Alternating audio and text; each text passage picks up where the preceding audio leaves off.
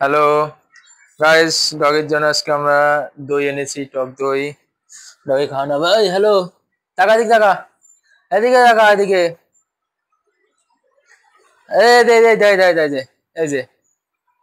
Hello guys, দেখো টক দই পেয়ে কি মজা পেয়েছে। খাবি খাবি?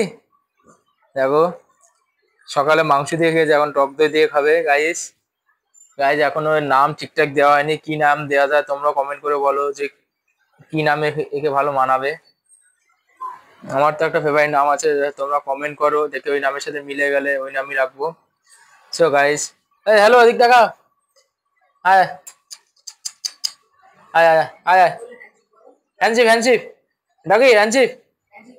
এ না, খাবার দেবো না, খাবার দেবো না, এই নে, খাবার দেবো না। ডাকি হ্যান্ডশিপ হ্যান্ডশিপ আছে হ্যান্ডশিপ। এই যে এদিকে এদিকে এদিকে এদিকে এদিকে এদিকে। হ্যান্ডশিপ কর। আয় আয়, এদিকে এদিকে। গাইজ ও খাবে, এটা দইটা খাবেই।